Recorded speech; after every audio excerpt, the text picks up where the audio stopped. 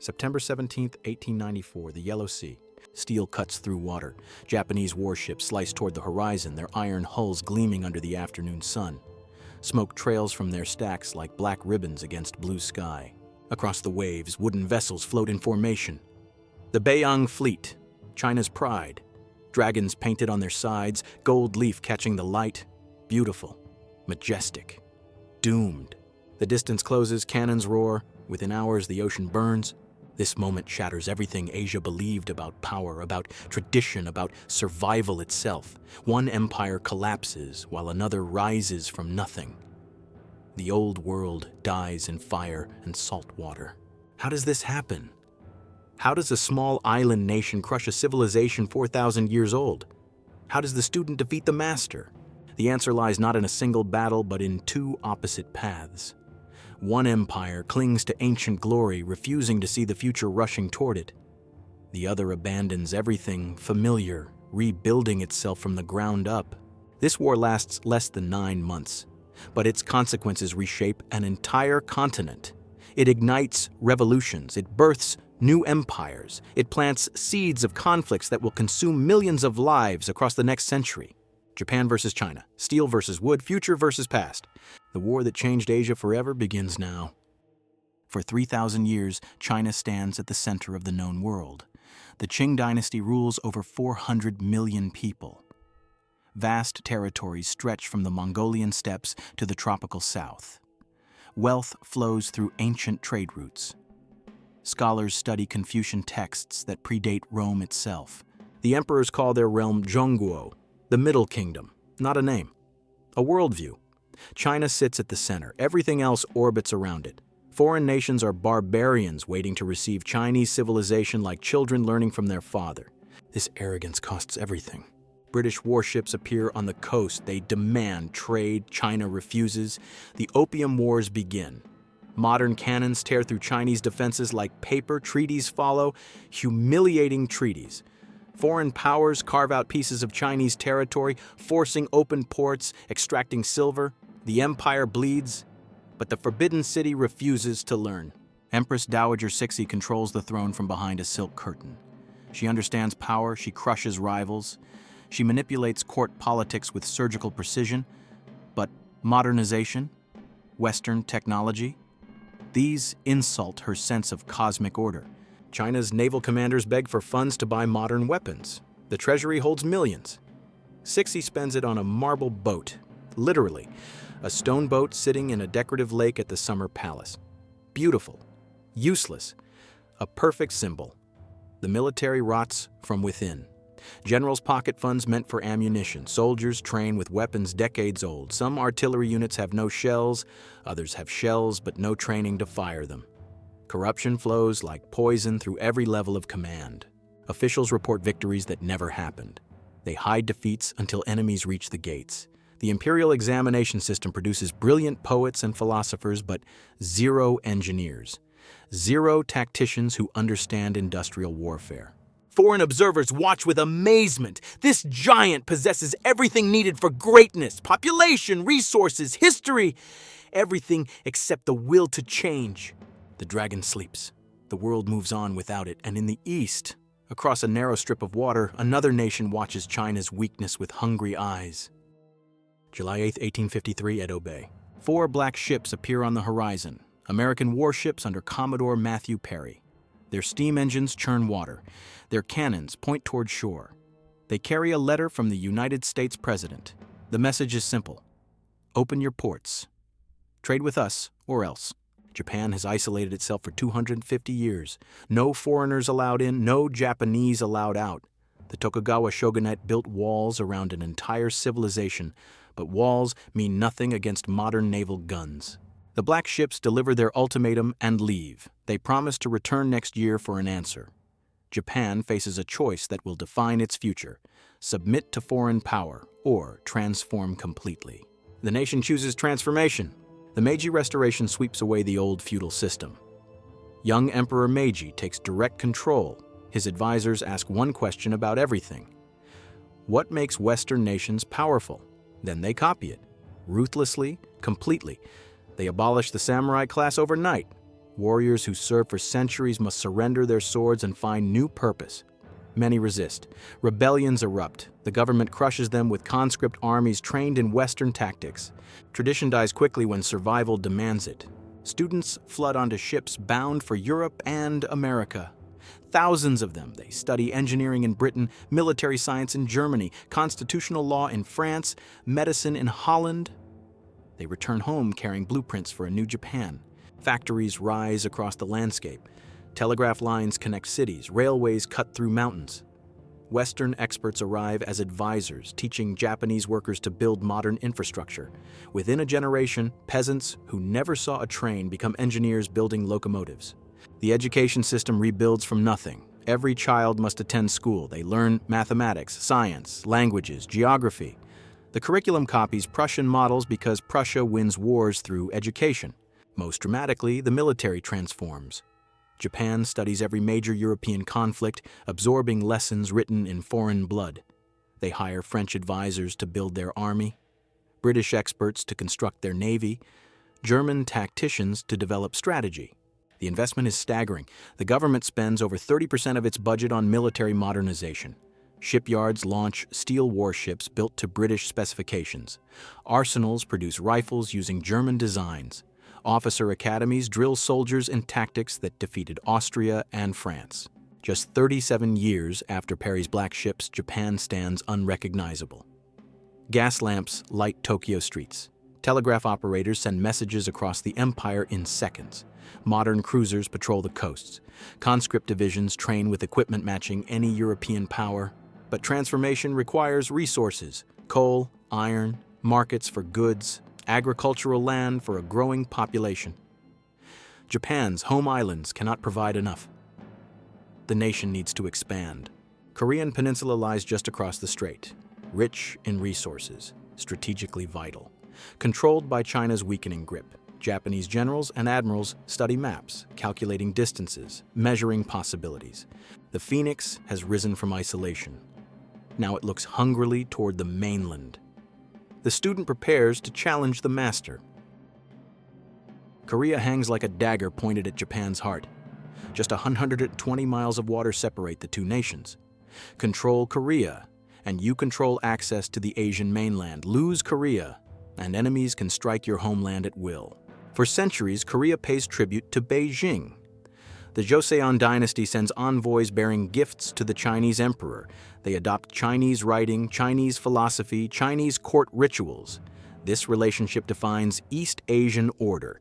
China protects, Korea obeys. Everyone understands their place. Japan sees a different picture. Korea is not a loyal vassal. It's a bridge to continental resources, a strategic buffer, a testing ground for their modern military. Most importantly, it's vulnerable. Spring. Korean farmers rise in rebellion. The Donghak uprising. Peasants march against corrupt officials, foreign influence, and crushing poverty. They overwhelm local forces. The violence spreads. Seoul panics. June.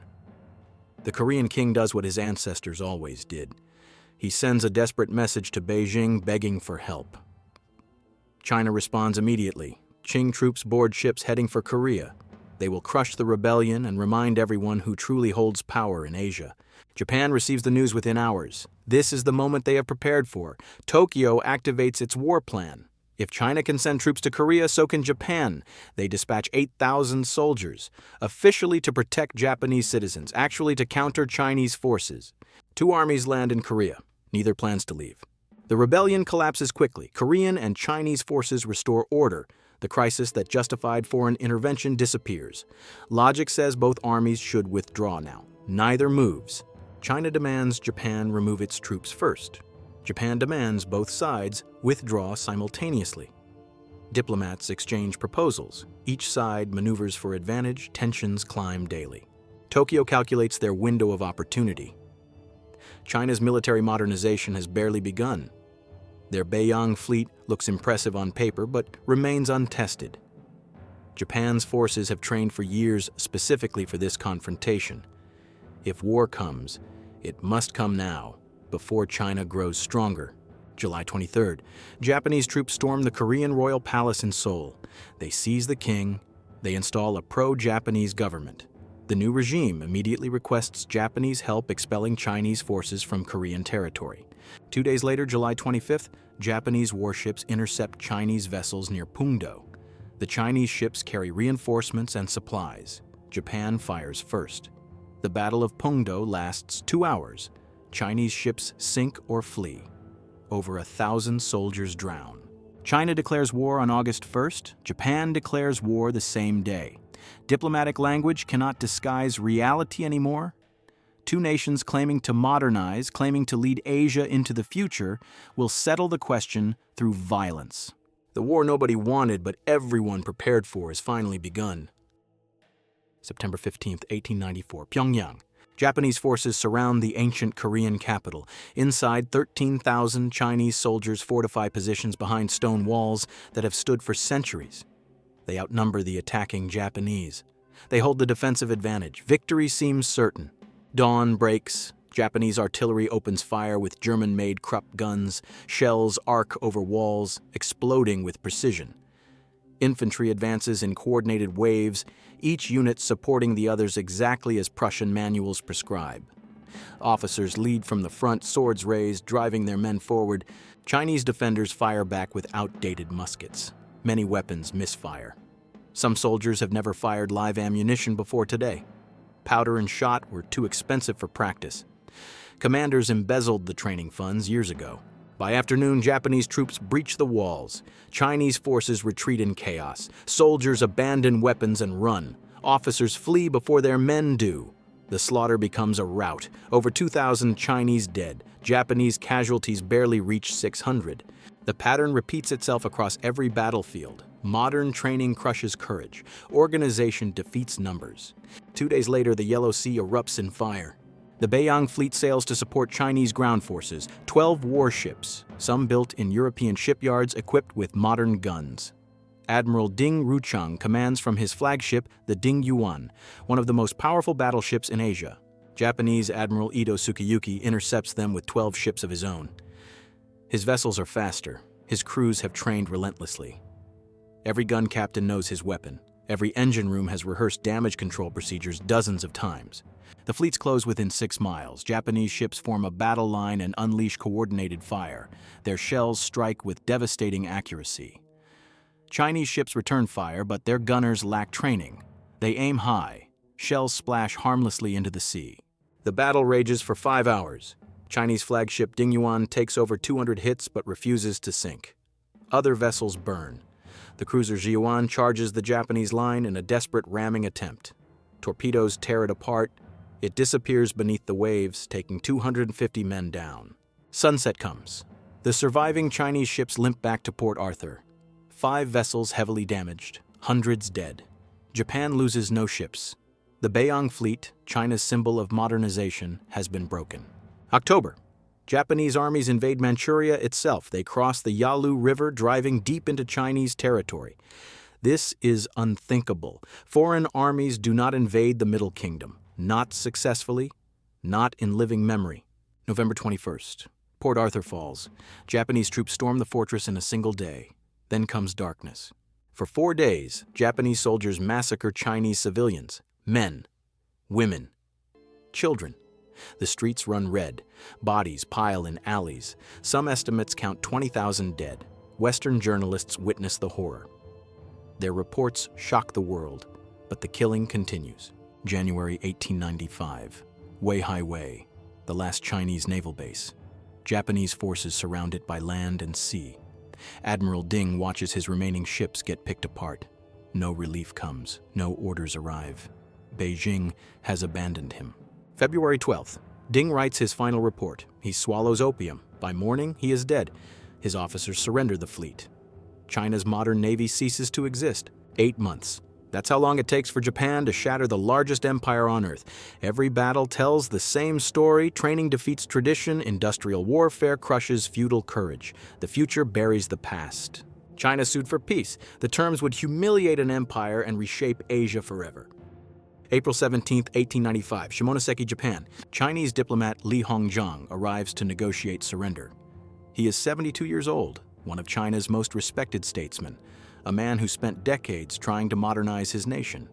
Now he must sign away everything he worked to preserve. The Treaty of Shimonoseki devastates China.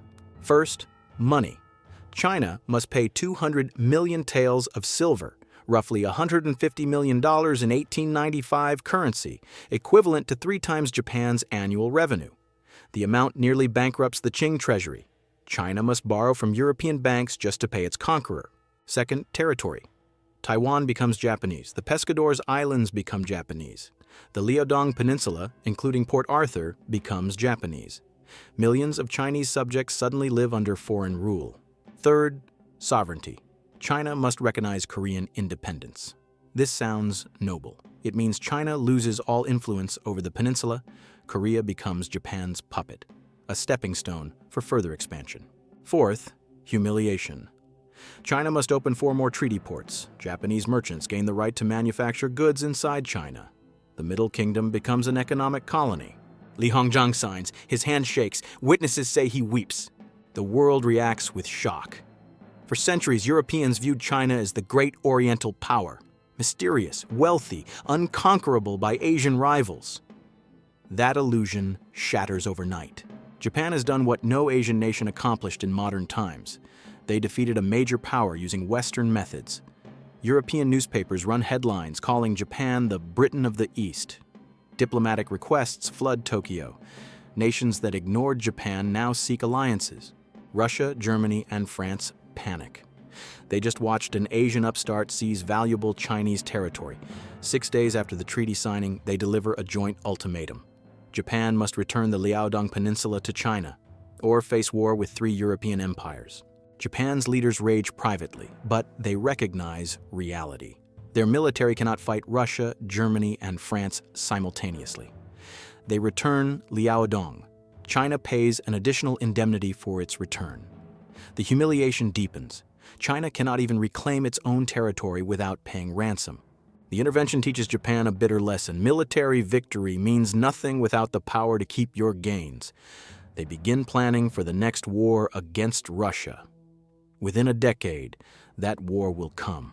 China descends into chaos. The defeat exposes the Qing dynasty's complete incompetence. Reform movements erupt. The 100 Days Reform of 1898 attempts rapid modernization. Conservative forces crush it. Reformers are executed or exiled. The Boxer Rebellion explodes. Anti-foreign militants slaughter Chinese Christians and foreign missionaries. 8 nations, including Japan, send armies to crush the uprising. They occupy Beijing. More indemnities, more humiliation, more territory lost. The dynasty survives, but its legitimacy dies. Revolutionaries whisper in tea houses. Students study in foreign universities, learning dangerous ideas about republics and democracy. The empire's final collapse is now inevitable. Just a matter of time. 1 war, 9 months of fighting. The consequences will echo for a century. Victory awakens something dangerous in Japan. The nation tastes imperial power and craves more. Japan attacks Russia over control of Manchuria and Korea. The world expects Russia to win easily. European empire versus Asian upstart. But Japanese torpedoes sink Russian battleships at Port Arthur. Japanese infantry slaughters Russian divisions at Mukden. The Romanov Empire sues for peace. Asia defeats Europe. Theodore Roosevelt mediates the treaty. Japan gains international respect and territorial appetite. Japan annexes Korea completely. Colonial brutality follows. Forced assimilation. Cultural suppression. Koreans must adopt Japanese names, speak Japanese, worship at Japanese shrines. The wounds from this occupation still bleed today. Japanese forces invade Manchuria, creating a puppet state. The League of Nations condemns them. Japan withdraws from the League and continues conquering. Full invasion of China. The Second Sino-Japanese War begins. Atrocities multiply. The rape of Nanking. Unit 731's biological experiments. Millions of Chinese civilians die. This war merges into World War II, consuming the Pacific in flames. The path from 1895 to Pearl Harbor runs straight. Each victory convinces Japanese militarists they are destined to dominate Asia. Each success breeds more aggression, until atomic fire stops them at Hiroshima and Nagasaki. China's suffering creates different consequences. The century of humiliation begins with the Treaty of Shimonoseki. Foreign powers carve the empire into spheres of influence. Civil war erupts. Warlords battle for territory, millions starve. Revolution finally topples the Qing dynasty. The last emperor abdicates. 2,000 years of imperial rule ends. But unity remains elusive. Nationalists fight communists. Japan invades again. Chaos reigns until 1949. Mao Zedong's Communist Party wins the Civil War partly by promising to restore Chinese dignity, to erase the humiliation, to make China strong enough that foreign powers can never violate it again. This nationalist rage, born in 1895, drives Chinese policy even now. Modern tensions trace back to this war. The Senkaku Islands, claimed by both nations, were ceded to Japan in 1895. Territorial disputes, historical grievances, competing narratives about who was victim and who was aggressor. Chinese textbooks teach students about the century of humiliation. Japanese textbooks downplay wartime atrocities. Each nation nurses historical wounds. Each sees the other as untrustworthy. The ghosts of 1895 haunt every diplomatic meeting. One war. It proved modernization could transform national power within decades. It demonstrated that Asian nations could master Western technology and defeat traditional empires. It sparked Japan's imperial ambitions. It began China's revolutionary century. The collision between steel and wood in the Yellow Sea changed more than Asia. It changed how the world understood power, race, and civilization itself. September 2012. Tokyo Harbor. Japanese Coast Guard vessels surround a group of rocky islands. 8 uninhabited rocks jutting from the East China Sea. Japan calls them Senkaku. China calls them Diaoyu. Chinese fishing boats approach. Tensions rise. Warships shadow each other across invisible lines. 2 of the world's largest economies nearly come to blows over islands nobody lives on. Why? Because Japan claimed them in 1895 as spoils of war, as part of the victory that humiliated China. Beijing never forgot, never forgave. The war that ended in 1895 never truly finished. China spent 120 years recovering from that defeat, building strength, modernizing its military, growing its economy until it rivals America's, every weapon system, every aircraft carrier, every territorial claim. They all answer the same question. How do we ensure 1895 never happens again? Japan watches China's rise with quiet anxiety. They remember being Asia's undisputed power. They remember when Chinese vessels couldn't match their navy. That world is gone. Now Chinese warships outnumber theirs. Chinese missiles can strike their cities. The balance has reversed. History does not repeat, but it echoes. The First Sino-Japanese War taught the world that nations could transform themselves through sheer will and strategic vision. That tradition and size mean nothing against organization and technology. That the future belongs to those willing to abandon the past. Japan learned that lesson in 1868. China learned it in blood in 1895. Both nations rebuilt themselves. Both became powers that shaped the modern world. Both carry scars from their collision. Stand on the shores of the Yellow Sea today. The waters look peaceful, but beneath the surface, the ghosts of burning ships still drift. The echoes of that 9-month war still ripple outward, shaping how 2 nations see themselves, see each other, see their place in the world. The dragon and the phoenix still circling, still remembering, still shaped by the war that changed everything. This is how empires fall and rise. This is how the modern world was forged, in fire, in humiliation, in the desperate race to survive. If you want to understand Asia today, you must understand the War of 1895, because that war never really ended. It just changed forms.